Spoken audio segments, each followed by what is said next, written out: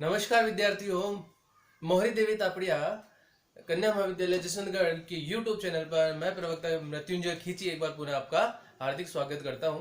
विद्यार्थियों, हम जो है पिछले वीडियो में हड़प्पा सभ्यता या सिंधु घाटी सभ्यता की बात कर रहे थे और इसमें हमने जो है वह मुख्य बात की थी कि इसके निर्माता कौन है और विस्तार का है, काल निर्धारण इसका काल निर्धारण इसका जो है वो कब का है, ये सब बातें हमने की। और किस किस प्रजाति के लोग यहाँ पर जो हमें मिले हैं, नर कंकाल किन किन प्रजातियों के लोगों के मिले हैं और कहाँ से ये लोग जो आए हैं, तो ये सब बातें हमने पिछले वीडियो में कर ली। आज हम जो है इसकी सबसे पहले राजनीतिक व्यवस्था की बात करेंगे और इसके अलावा इसके नगर नियोजन की बात करेंगे।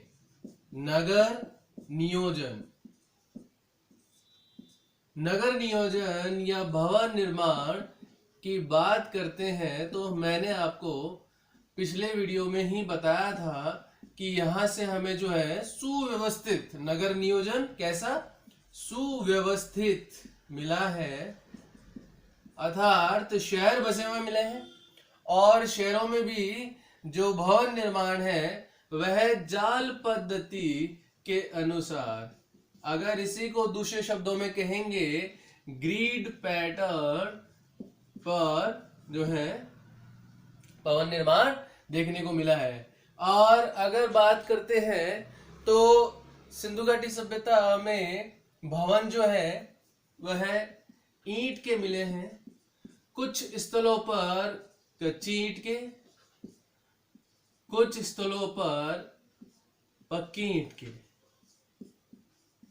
ठीक है, कच्ची ईंट और पक्की ईंट के। और ईंट की बात करते हैं तो यह प्राय आयताकार या वर्गाकार के रूप में हमें देखने को मिली है। अगर बात करते हैं सामान्य ईंट का माप तो 10.25 इंटू 5.2.25 इंच।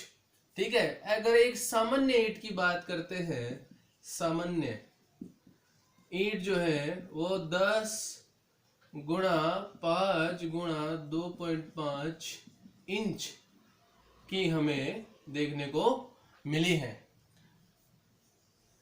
ठीक है, इसके अलावा भवन जो है, भवन के अंदर हमें यानी घर में हमें जो है वो द्वार मिले हैं, खिड़कियां मिली हैं। खिड़की जो है मोहनजोदड़ो से मिली है,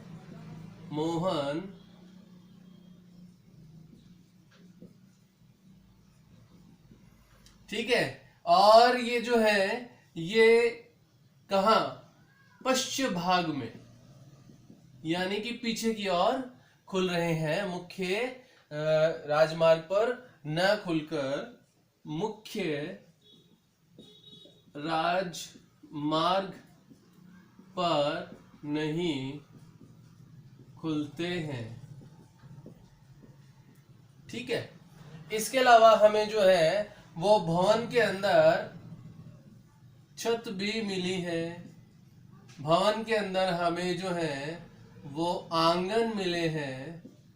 ठीक है, जो एल आकार की ईंटों के द्वारा आकार की ईंटों से बनाए गए। ठीक है, इसके अलावा अगर बात करते हैं तो भवन के अंदर हमें 4 कमरे, प्राय जो है वह 4 से 30 कमरों के जो घर है वो देखने को मिले हैं। ठीक है, भवन जो है वह साधारण से लेकर संपन्न लोगों के भी देखने को मिले हैं। ईंट में हमने जो है वो बात की है कि कुछ ऐसे स्थल हैं जहां से कच्ची ईंटों के मकान मिले हैं, कालीबंगा का नाम हम उसमें देख सकते हैं। या ऐसे स्थलों की बात करते हैं जिनमें ईंट जो है वो वर्गाकार मिली है, तो इसमें हम चौहदड़ों का नाम ले सकते हैं। या हम अगर ऐसी बात करते हैं कि ईंट के ऊपर भी अलंकरण या चित्रकारी की गई है, तो उसमें भी चौहदड़ों का नाम हम ले सकते हैं। तो भवन निर्माण या नगर नियोजन जो है, इसके अंदर हम सबसे पहले जो है नगर नियोजन के अंदर भवन की बात कर रहे हैं। और इसके अलावा प्रभावशाली नगर नियोजन प्रणाली यहाँ पर देखने को मिली है, और जल निकास प्रणाली भी। ठीक है, तो नगर नियोजन में भवन निर्माण और जल निकास प्रणाली,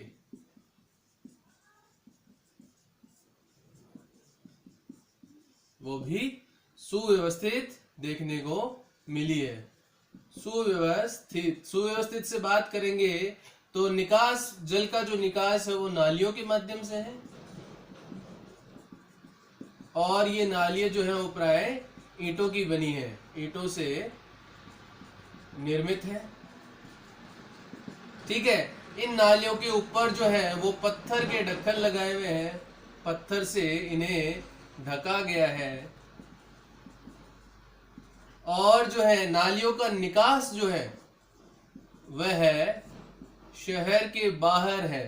ठीक है, नगर के बाहर। ठीक है, इन नालियों के ऊपर जो है वह घड़ों को या जो है जाल के रूप में जो है वो ढका भी गया है, ताकि इसके अंदर जो बहने वाला जल है वह प्राय कचरे से रुके नहीं। तो इस प्रकार की हमें जो है वो जल निकास प्रणाली भी देखने को मिली है। अगर इसमें बात करते हैं तो सड़क जो है, सड़कों की बात करते हैं। अब हमने जल निकास प्रणाली, पहले भवन निर्माण, दूसरा जल निकास, और तीसरा जो है सड़क। सड़कें प्राय जो है वह ईंटों की हमें देखने को मिली है,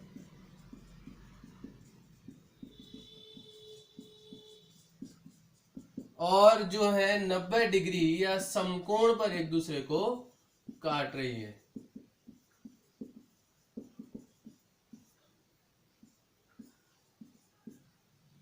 ठीक है, अगर इसी में बात करते हैं तो सड़कें जो है, नगर की प्रमुख सड़क जो है वह प्रवेश पूर्वी सड़क से हो रहा है, और प्रथम सड़क जो है वह शहर को जोड़ रही है, इसीलिए जो है इसे ऑक्सफोर्ड सर्कस भी कहा गया है। अगर बात करते हैं तो मोहनजोदड़ो से सबसे बड़ी सड़क जो है लगभग 10 मीटर की देखने को मिली है, मोहनजोदड़ो से।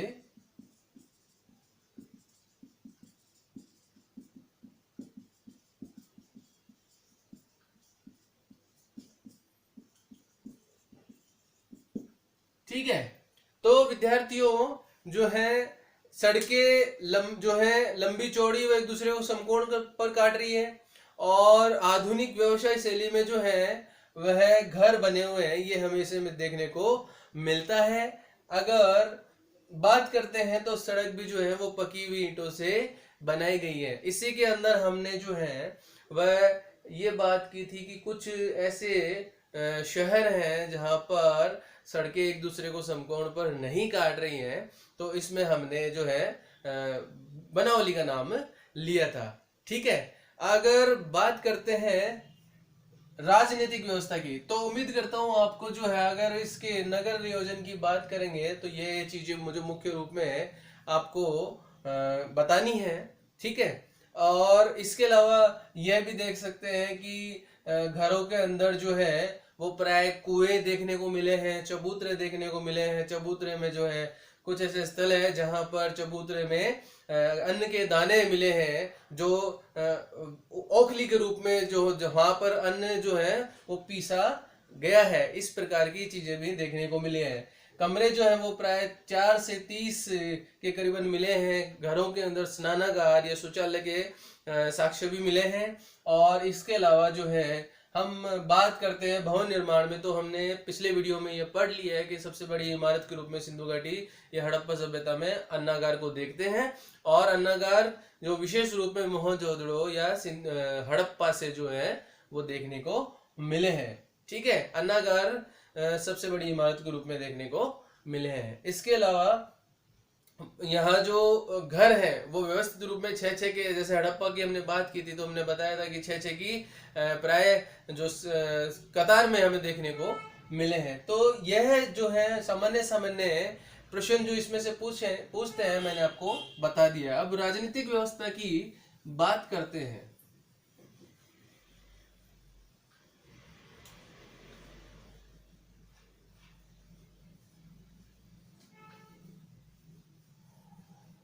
स्टुअर्ट पिगट एक इतिहासकार हैं जिनका नाम है स्टुअर्ट पिगट, जो सिंधु घाटी सभ्यता के मोहनजोदड़ो एवं हड़प्पा को एक विस्तृत साम्राज्य की जुड़वा राजधानी बता रहे हैं। ये क्या कह रहा है कि हड़प्पा एवं मोहनजोदड़ो जुड़वा राजधानी है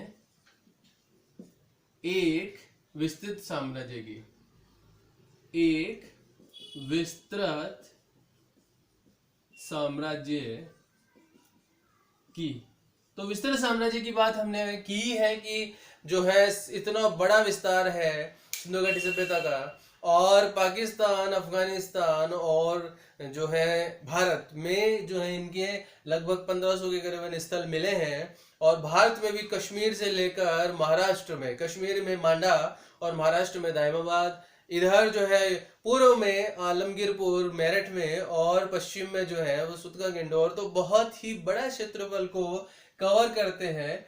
तो इनके स्थल जो है, तो विस्तृत साम्राज्य की जुड़वा राजधानी हड़प्पा और मोहनजोदड़ो को बताया गया है। इसके अलावा जो है कालीबंगा जो राजस्थान का स्थल है उसको सिंधु घाटी सभ्यता की तृतीय राजधानी के रूप में भी देखते हैं।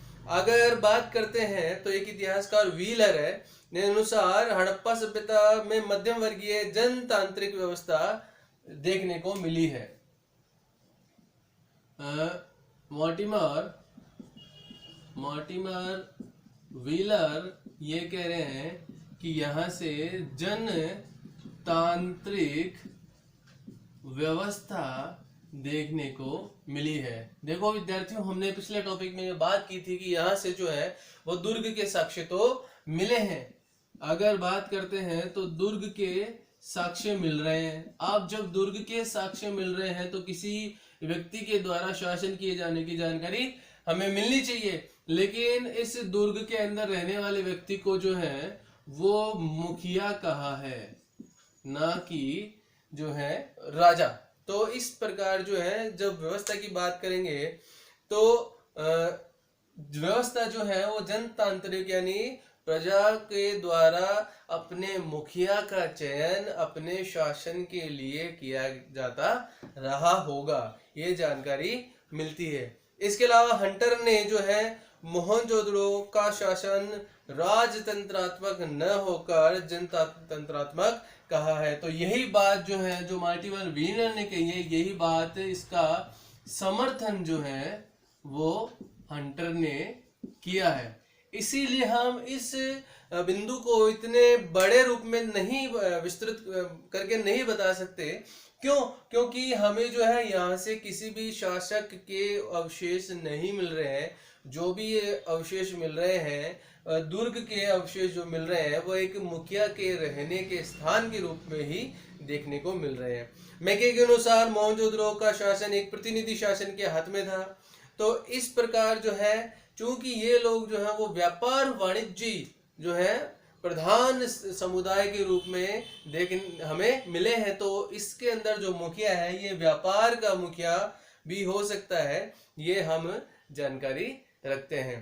तो इसीलिए सिंधु घाटी सभ्यता के अंदर जो है राजनीतिक व्यवस्था की बात करते हैं तो इतना इसमें विस्तार हमें नहीं मिलता। इसके आगे जो है वो सामाजिक व्यवस्था की बात करते हैं। ठीक है।